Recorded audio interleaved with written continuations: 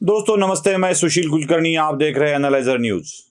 हो सकता है ये वीडियो देखने के बाद आप मुझे महाराष्ट्र द्रोही करार दे सकते हो सकता है ये वीडियो देखते वक्त आपको ऐसा लगे कि मैं महाराष्ट्र में रहकर मराठी भाषिक होकर भी महाराष्ट्र के विरोध में बात कर रहा हूं। हो सकता है आप कुछ महाराष्ट्रियन लोग मुझे गलत साबित करने की कोशिश करें। मैं जानता हूं मैं मराठी भाषिक हूं, मेरी मराठी भाषा पर मुझे अभिमान भी है, लेकिन जो भी कुछ महाराष्ट्र में हो रहा है वो मुझे आपके सामने प्रस्तुत करना आवश्यक भी है। दोस्तों, महाराष्ट्र में कुछ पॉलिटिकल पार्टियां महाराष्ट्र की अस्मिता को लेकर बहुत सारी बातें कर रही है।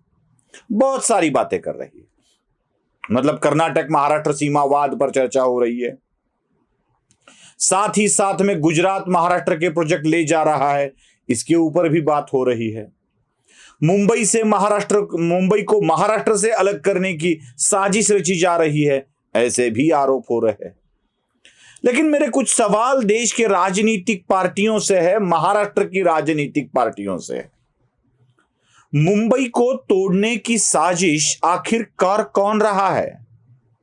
मुंबई को अलग दिखाने का प्रयत्न अब तक किसने किया है? जरा सोचिए, महाराष्ट्र में कांग्रेस पार्टी की दो शाखाएं काम करती है स्टेट के लिए, एक महाराष्ट्र प्रदेश कांग्रेस पार्टी और दूसरी मुंबई प्रदेश कांग्रेस पार्टी। यही बात सारे पॉलिटिकल पार्टियों में है।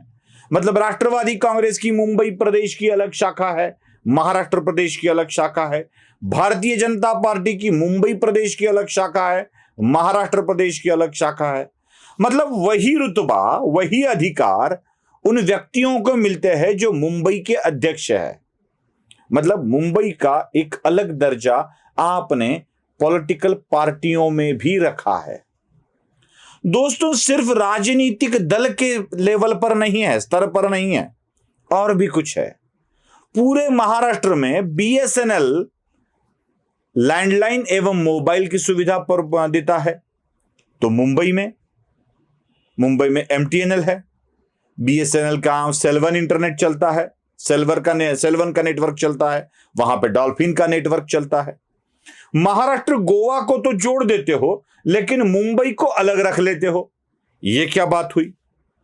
पूरे महाराष्ट्र में महाराष्ट्र स्टेट इलेक्ट्रिसिटी बोर्ड जो प्रीवियस था, अब उसको महावितरण बनाया गया है, वो बिजली की सप्लाई करता है। और मुंबई में बिजली की सप्लाई करने वाली अलग कंपनी है बेस्ट, जो ट्रांसपोर्ट के साथ साथ इलेक्ट्रिसिटी का काम भी देखती है। मतलब इसकी जिम्मेदारी मुंबई म्युनिसिपल कॉरपोरेशन के एक कंपनी पर बेस्ट पर दी गई है। देखिए ना, क्यों महावितरण महाराष्ट्र की तरह भी मुंबई में डिस्ट्रीब्यूशन नहीं करता है? बेस्ट एक अलग संस्थान क्यों बनाना पड़ा? हर बार आप दिखाने की कोशिश कर रहे हो कि मुंबई अलग है। मुंबई में लोकल ट्रेनें चलती है, उसकी अलग व्यवस्था है, महाराष्ट्र के ट्रेन की अलग व्यवस्था है। महाराष्ट्र टुकड़ों टुकड़ों में बिखरा है, कोई भाग उत्तर रेलवे को जुड़ा हुआ है, कोई भाग दक्षिण रेलवे को जुड़ा हुआ है, कोई पश्चिम को जुड़ा हुआ है, कोई सेंट्रल को जुड़ा हुआ है। मतलब एक रेल भी महाराष्ट्र में नहीं है। और यह व्यवस्था आज की नहीं है, पुरानी है। किस महाराष्ट्र अस्मिता की आप बात करते हो? आपकी बिजली की व्यवस्था अलग, आपकी ट्रेन की व्यवस्था अलग, आपकी संचार की व्यवस्था अलग। संचार की व्यवस्था में तो वोडाफोन हो, एयरटेल हो, आइडिया हो। महाराष्ट्र गोवा सर्कल अलग है, मुंबई सर्कल अलग है। मतलब मुंबई एक अलग सर्कल है टेलीकॉम के लिए, अलग सर्कल, महाराष्ट्र का हिस्सा नहीं है। महाराष्ट्र गोवा वाला सर्कल अलग है, मुंबई वाला सर्कल अलग है। बीच बीच में तो मुंबई में जाने वाले महाराष्ट्रियन लोगों को रोमिंग चार्ज देना पड़ता था। इतना अलग दिखाया है इस व्यवस्था ने, इतना अलग दिखाया है। आज भी रोमिंग का साइन दिखता ही दिखता है। अगर मुंबई में रोमिंग का साइन दिखता है तो मुंबई महाराष्ट्र की है, ये किस बिना पर आप कह रहे हैं? अच्छा, पुलिस की देख लीजिए, महाराष्ट्र की पुलिस अलग है, मुंबई की पुलिस अलग है। महाराष्ट्र के पुलिस महासंचालक डीजीपी के लेवल की पोस्ट है मुंबई का पुलिस कमिश्नर।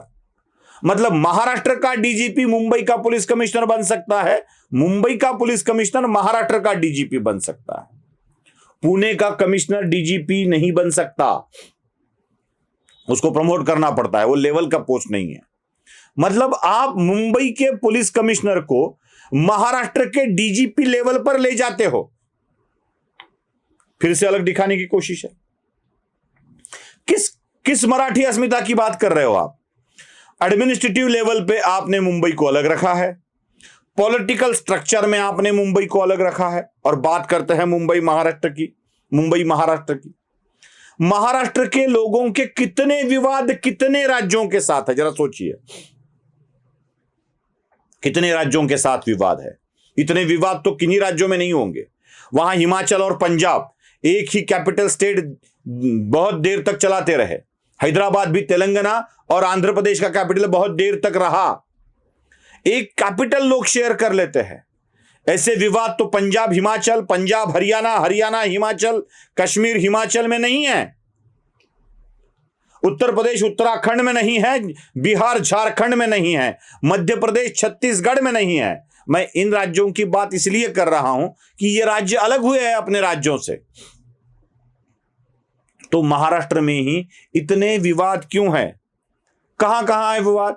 हम गुजरात के साथ विवाद करते हैं, मुंबई में आप घुस रहे हो, हमारे प्रोजेक्ट ले जा रहे हो, ये क्यों? गुजरात क्यों महाराष्ट्र के साथ ऐसे कर रहा है? ये विवाद है। हम कर्नाटक के साथ सीमा पर विवाद कर रहे हैं, नहीं ये हमारा है वो हमारा है, ये विवाद चल रहा है। हम तेलंगाना के साथ पानी के ऊपर बहस कर रहे हैं, नांदेड़ में हो रहा बाबली का डैम हो या न हो, इसके ऊपर बहुत सारी चर्चा हुई। मतलब हमारा तेलंगाना के साथ विवाद है, हमारा गुजरात के साथ विवाद है, हमारा कर्नाटक के साथ विवाद है। अगर देश में किसी स्टेट के विवाद है तो कर्नाटक और तमिलनाडु के बीच में पानी का विवाद है, आसाम और मेघालय के बीच में सीमा का विवाद है, एक ही विषय पर विवाद है। लेकिन महाराष्ट्र एक ऐसा स्टेट है जिसके अपने करीबी स्टेट के साथ भिन्न भिन्न विषयों पर विवाद है। क्यों? हम झगड़ालू है, झगड़ा करने की आदत लग गई है हमें। कर्नाटक के साथ सीमा पर भी लड़ रहे हैं, पानी के लिए तेलंगाना के साथ लड़ रहे हैं। यहां तो हमारा पानी ही हमारे लोगों ने अड़काया हुआ है, नासिक से निकला हुआ गोदावरी का पानी मराठवाड़ा तक न आए इसकी व्यवस्था की जाती है। फिर मराठवाड़ा से जाने वाला पानी तेलंगाना में कब जाएगा, कब पहुंचेगा पता नहीं है, लेकिन हम विवाद तेलंगाना से कर रहे हैं। ये सारी बातें महाराष्ट्र के लोगों को अपने मन में रखनी चाहिए। और एक बात बताता हूं मैं आपको, जरा दिन के ऊपर भी जब महाराष्ट्र की और कर्नाटक की स्टेट की निर्मित हुई थी उसको भी जरा देखना पड़ेगा। कर्नाटक स्टेट की निर्मित होने की तारीख है 1 नवंबर 1956, 1 नवंबर 1956, और महाराष्ट्र के निर्मित की तारीख है 1 मई 1960। मतलब महाराष्ट्र राज्य से पहले कर्नाटक राज्य अस्तित्व में था।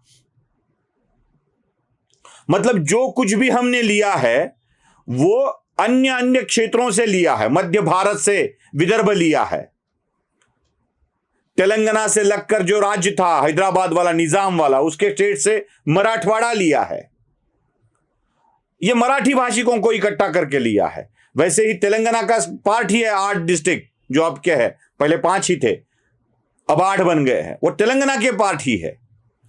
तेलंगाना से हमने कुछ डिस्ट्रिक्ट ले लिए, मध्य भारत से हमने कुछ डिस्ट्रिक्ट ले लिए, गुजरात से कुछ परिसर, गुजरात का जो जुड़ा हुआ परिसर था वो कुछ ले लिया, और इसका बना है महाराष्ट्र। और हम सबकी ले लेकर सबके साथ विवाद कर रहे हैं कि बस ये हमारा है, बस ये हमारा है। जरा इसके ऊपर भी थोड़ा तो सोचना पड़ेगा, थोड़ा तो सोचना पड़ेगा हर मराठी आदमी को। और मैं हिंदी में इसलिए कर रहा हूं कि महाराष्ट्र की निर्मित की प्रोसेस ही हमें समझ लेनी चाहिए। इसको संयुक्त महाराष्ट्र कहा गया है। संयुक्त महाराष्ट्र मतलब अलग अलग स्टेट के लोगों को इकट्ठा करके, मराठी भाषिक लोगों को इकट्ठा करके इस स्टेट को बनाया गया है। तो अगर इस तरह से यह बनता है महाराष्ट्र, तो क्या विवाद का हक हमें पहुंचता है? अगर गुजरात के साथ लड़ना ही है तो गुजरात की स्थिति को भी महाराष्ट्र को समझना पड़ेगा या नहीं पड़ेगा? मैं आपको गुजरात की चंद विशेषताएं गिना देता हूं। क्या ये विशेषताएं महाराष्ट्र में हैं? जरा महाराष्ट्र बता दे। महाराष्ट्र के निर्मित के 1 साल बाद गुजरात में दारू बंद है। 1961 से लेकर दारू बंद है और आज तक महाराष्ट्र में दारू ही दारू बिकती आई है। दारू की निर्मित में भी महाराष्ट्र है और दारू बिकने में भी महाराष्ट्र है। गुजरात का जीडीपी चीन के जीडीपी से ज्यादा है। चलो ये बातें छोड़ दो। गुजरात के 18,000 गांवों में, यह बात जरा ध्यान से सुनिए, गुजरात के 18,000 गांवों में 24 घंटे बिजली और 24 घंटे पानी सप्लाई होता है। अब महाराष्ट्र के लातूर डिस्ट्रिक्ट के लोग मुझे बताए कितने दिन के बाद अपने घर के नल में पानी आता है। जरा औरंगाबाद शहर के लोग मुझे बताए कि कितने दिन के बाद, एफिडेविट देके बोलते हैं म्युनिसिपल कॉर्पोरेशन वाले, हर 5वें दिन हम पानी देते हैं। 5वें दिन, लातूर में तो 10-12 दिन लग जाते हैं। 18,000 गांवों में गुजरात 24 घंटे बिजली, 24 घंटे पानी सप्लाई करता है। आप जानते हैं 50,000 किलोमीटर में गुजरात में ऑप्टिकल फाइबर का नेटवर्क फैला हुआ है। 50,000 किलोमीटर। और हम अपनी खेती बेचकर 50 तोला है, 50 तोला बोलते हैं, और गुजरात ऑप्टिकल फाइबर 50,000 किलोमीटर में फैला हुआ है। आपको पता है अमेरिका में, या अकेले अमेरिका में, या और कोई देश में नहीं, अकेले अमेरिका में 17,000 होटल्स है। 17,000 होटल्स जो गुजराती लोगों द्वारा चलाए जाते हैं। Can you imagine? ऐसा महाराष्ट्र में कहां है? क्या कर रहे हैं हम लोग? क्या यहां के उद्योजक को, यहां के इंडस्ट्री को बढ़ावा देने के लिए, मैं इंडस्ट्री लाने की बात नहीं कर रहा हूं। जरा थोड़ा सा अपने आप को सुधार लीजिए। मैं इंडस्ट्री लाने की बात नहीं कर रहा हूं, अपने ही राज्य के अंदर इंडस्ट्री खड़े करने की बात कर रहा हूं। ये कर नहीं पाए हम और चले हैं सबके साथ लड़ने। सबके साथ लड़ रहे हैं। कर्नाटका के साथ लड़ रहा है, तेलंगाना के साथ लड़ रहा है, गुजरात के साथ लड़ रहा है, छत्तीसगढ़ के साथ लड़ रहा है, मध्य प्रदेश के साथ लड़ रहा है। बस लड़ना हमारा काम है और हम लड़ते रहेंगे। क्या यही विरासत मिली है? विरासत लड़ने की इसलिए मिली है कि लड़ो अपप्रवृत्ति से और अपनी जनता को, शिवाजी महाराज के जमाने में रयत कहा जाता था, अपने रयत को खुशहाल बनाने के लिए लड़ो। लेकिन ये आपस में लड़कर रयत का भी प्रॉब्लम बढ़ा रहे हैं, स्टेट का भी प्रॉब्लम बढ़ा रहे हैं और खुद का भी प्रॉब्लम बढ़ा रहे हैं। इस प्रॉब्लम से छुटकारा पाना है तो महाराष्ट्र को इसी लड़ाकूपन से जरा सा दूर होना पड़ेगा। नमस्ते।